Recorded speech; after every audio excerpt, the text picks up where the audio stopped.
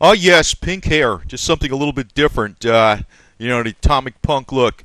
But silver, it gets boring sometimes. I know. So maybe they should be selling. Like if I was a bullion dealer, I'd be selling anodized silver, pink, blue, green, purple, whatever.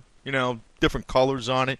To colorize coins. How difficult would it be to colorize just plain old bullion and make them different colors, but it's still 999 fine silver, right? Could be a collector item sometime. You never know. Thinking outside the box. Actually, if those coins were available, not something anybody does. I shouldn't even throw the idea out there, but no way in hell am I going to be a bullion dealer. If they had anodized silver, you probably would sell because if the silver content's exactly the same, it's the same worth. But sometimes oddities become to take a little bit of a cultural type of connotation to it, and the price goes up unexpectedly. Just like today, we saw 50s furniture which was junk, 1950s furniture which was junk. All of a sudden, now it's worth big bucks. So I just got to say this about the silver market: it can surprise you. You just don't know what's going to happen. And I'm going to say this: I saw a lot of different things about, just to give you the wise answers here, about how much silver is available, how much the mines are producing, what would be available if the price goes up. I'm just going to put it out to you in common sense. This is 101, but it's not something they say too much. If the price of silver went up to, say, $100, $90, or whatever, all of a sudden the available silver in the world would greatly increase because all these things they weren't counting before would be available. Also, demand destruction would occur. But similarly, on the way down, the available silver for investment when these prices are decreasing like this, it's going to be small. Still people aren't running to like turn their silverware in at $30 an ounce and just melt it down and melt down vases and everything else that's made out of silver. And the silver mines are actually not producing much money. They're not producing much money, which is really what they're out for. They're out for greenbacks, not just silver, So on the way down, there's not a lot of silver available. So what happens is when every time they drop the price like this, there's other people coming to market. And the people that are really coming into market are the Asians. That's why I don't think it's going to go down that much. What are you going to do? Like, oh, let's make it $22 or something? What's China going to do? They're just going to buy it up. You think there's that much silver available? No, there isn't. If you take, you might say all the silver up above the earth that could be melted down, there's a lot of silver. But nobody's going to melt it down at the lower prices. It's going to get melted down at the higher prices. The higher prices. We're not in that situation. That's why it's almost like you got to be a little counterintuitive, because on the way up, you're going to see all the jerks come out of the woodwork and tell you it's going to the moon. If we were up around... See, right now, if Ben Bernanke said something totally different, the price would be flying upward. All this is not really based upon so much the market, like the actual demand, physical demand that's going on. It's because Ben Bernanke started talking about, and other people started talking about, ending QE. But it's predicated on fallacies. Unemployment is not going to drop to 6.5%. And we're not going to get 2.5% inflation. Actually, if you look at what Bill Gross says, inflation's going to go up. So in the meantime, yeah, it could drop, but I don't think it's going to drop that much because the Asians are big buyers. They're just going to buy it up. So how the hell low can it go? And everybody in the world isn't just turning in silver at this price. I'm not. It's bullshit. I wouldn't do it at this price, even though I'm up from when I bought it at. Yeah. And then if you look back, a couple years, you'd say, oh, it went over 20 or 2.5 years. And then 30, it's too high. It's too high. 2.5 years ago, 30, it was too high. People were getting nervous. Now they're down in the dumps. The trend is definitely upward. And these guys with the fiat money game, they're not going to be able to keep the game going. They're just inflating, the economy and the government by pumping money into the system. That's bullshit. It doesn't work. The smarter people definitely know better. And if you think about it, really, why did silver go down recently? Not because of supply and demand. Not because everybody's hoarding it and all of a sudden, like, now it's in a bubble. Nobody's hoarding silver. It's like a very tiny, minute amount of people hoarding silver. Very, very few. Most people have no silver at all, so it ain't in a bubble. It's going down because of what Bernanke said about possibly ending QE. Now, the thing is, when I see the major media say, yeah, the gold bugs, have really lost all their impetus and all, I don't trust the major media. So right now, I feel very confident this is the right decision. Just people out there. See, now when it goes down, everybody comes out of the woodwork that, is a bear. But when it goes up, everybody comes out of the woodwork that's like, a hyper bull, which is ridiculous too. Because when it goes up, people are going to be melting down silverware. People are going to be turning in coins for fiat cash.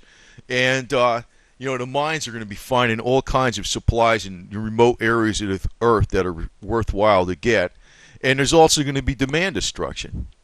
So it's almost like you got to be a little bit counterintuitive. But right now, it's a good deal. In China, it's just going to buy this stuff up. So no matter what Ben Bernanke does, this is his nurse trying to inflate the economy bicycle. It's not going to happen. It's not going to happen. He's not going to get inflation down below 2.5%. He's not going to get unemployment down below 6.5%. QE is going to go forever. Forever. And wait till they start arguing over. See, they kick the can down the road again, as the old stupid expression goes. And they can keep kicking that can pretty far till everything blows up. Like Mark Farber says. He's right. Why the hell does he think he's in over 25% physical gold? The guy is not stupid. That guy I really respect all the way. And I don't give a shit about this Australian economics crap. I'm talking about, I think he's going to be right. Soros ain't no Australian economics crap. He's got GLD up the yin-yang too, okay? So let's just figure the straight scoop here. What are they doing? The major media is trying to dissuade you from the investment now. Where I get pissed off is when it starts going up and all these people come out of the woodwork about $100, $150, $200. I know that's getting to be bullshit. God. Silver might go to any price there is if everybody decides to dump the dollar at once. It could. I mean, it really could. But just like I said before, if you got silver and... pay attention to the news unit, too. I just want to mention that. He's talking about gun control. If you got silver, just hang on. Right now, probably a better investment would be guns, ammo, and magazines. I would actually, considering this is more like, anybody looking at this is for investment, guns, ammo, and magazines might be your quick, fast rise up in worth right now, more than anything. I mean, imagine if you bought some of these guns now for $1,000, it might be worth $3,000 in a matter of 6 months, for all I know. I have no idea what's going to happen here. But that would not be a bad speculatory bet at the moment for short term. So, news unit, just paying attention to him. But looking at what's going on today, silver's still holding around 30. Now, I know this is just the spot market, and a lot of times I think the spot market is a pile of BS. But, that's what you buy it at. That's what you buy it at. That's what you're going to get it at. You're going to buy it at spot plus a slight premium for a finished coin.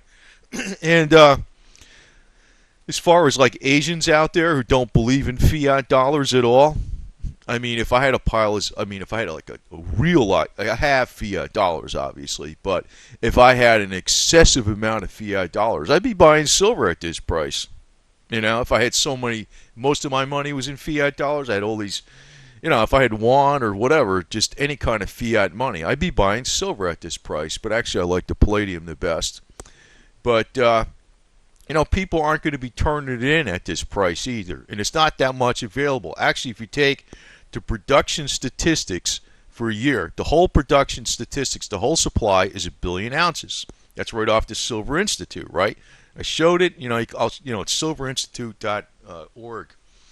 And out of that, maybe you got 30% available for coins, bullion dealers, and, ETFs, right? All together for the year. So you might have 300 million ounces. That's everything globally for the year.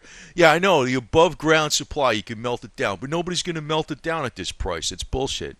If, it starts going up to 60, 70, that's when they'll probably melt it down.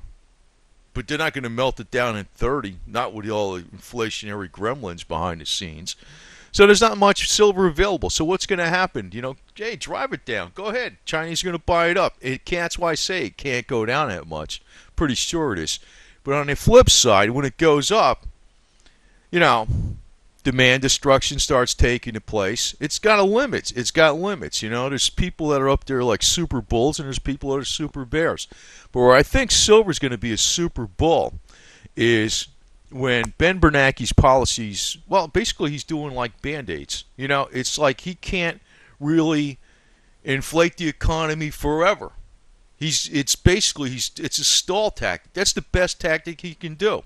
There's nothing else he can do. There's nothing else you can do. It's a stall tactic, and that's all it is. So it's going to end at one point in time, and that's when you're going to see silver and gold go way up because there'll be a panic into it, a panic, and that's when you want to be selling it. You're going to be scared to sell it then, though. That's the thing. That's the real problem. Is when there's a major, major panic into the metals. The guys that are really super bulls on silver, we're going to tell you to hold forever. That's where they're going to be wrong. But right now, hey, it's a smart hold. I don't think it's going to go down that low because of China. I mean, I don't know this for a damn fact. But I'm not saying it even as a hope, because if it went down, I still wouldn't sell it. There would be more reason not to sell it because I think it'll go up. I think long term, it's a fantastic move. And but even in the short term, I don't think it's going to go down anywhere near what some of the super bears say, because China's just going to buy it up. There is not that much silver available for real, not at these prices. People aren't turning in their coins left and right. I don't know, maybe there's a couple people out there, but very few are. Very few are jumping out of it at this price. You jump out of it when it gets over 50. That's when you jump out of some of it. So, just hang on. I mean, it's not a big deal. And Ben Bernanke's policies, basically, what he uttered is what moved the market. If he said, we're going to do a lot more QE, it would be flying up to 40 right now. So I don't know. You can say that's market manipulation right there. But whatever. Whatever you want to say, But if it was flying up to 40 right now because of what Ben Bernanke said, guess what would be happening? Every single freaking silver blogger bug would be out there telling you about it's going up to 50 in no time at all. They'd be wrong too. So I don't think it's going that low, so don't worry about it.